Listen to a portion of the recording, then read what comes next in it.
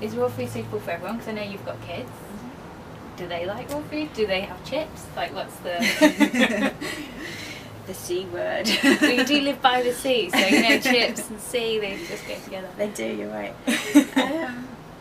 Is it suitable for everyone? That's probably one of the most common things is whenever I'm in like a conventional newspaper article and they ask the conventional nutritionist about raw foods and they say, well, maybe, but not, you know, not for kids or old people or And I think really for everyone the raw vegan diet is totally possible. There's just a lot of things you have to be aware of and be careful of, and it's like any diet.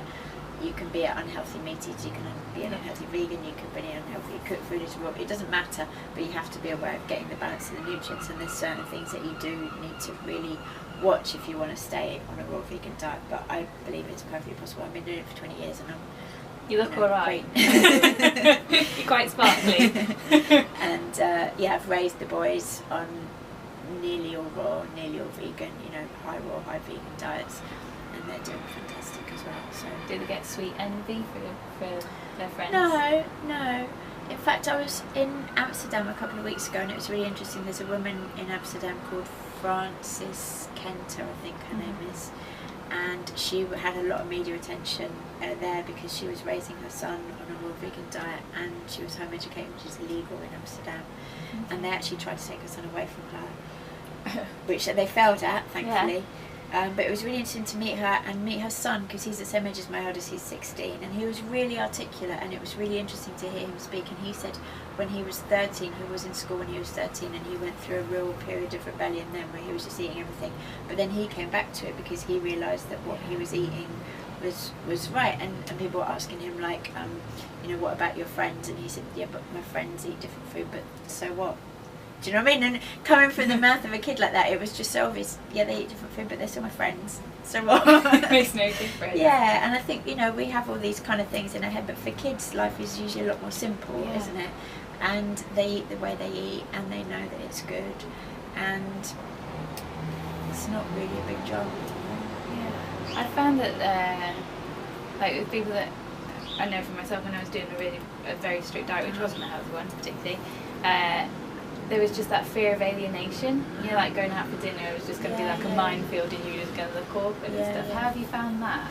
Well, we are in quite a privileged position because, you know, I travel a lot, and usually I'm travelling and meeting people who've got raw food cafes or restaurants or online businesses. Pick your friends carefully then. But then don't we all do that though? We have friends that have like-minded interests, so hopefully your friends are going to support you in your choices, and if they're not supporting you in your choices, then are they really your friends, you know? And I know when you're dealing with your kids it's not quite that straightforward, but you know, in the main it should be quite easy to navigate things. I think if they were going to a party or something where I knew there was going to be lots of other food, I would just make sure that they had their own things, because if they have their own sweets and treats, you know, I mean stuff like on bar, they love the on bars, they love it, spiral cow chips. So like for instance yesterday we had to go to a funeral, and the spread was your typical white bread sandwiches with the crusts cut off and fairy cakes and all that, but they had cow chips at on bar and they were happy because, you know, they've got really exciting, delicious treats. So I think as long as they've got something to get excited about themselves, they don't have that feeling of denial or alienation, because if you're eating on bar and cow chips, how can you feel deprived? No one could. No, exactly. It's just so nice that you give them choice.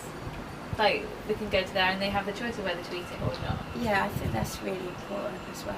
Personal choices. Yeah, that's to me that's the whole ethos of raw food, as we were mentioning before, freedom. Yeah.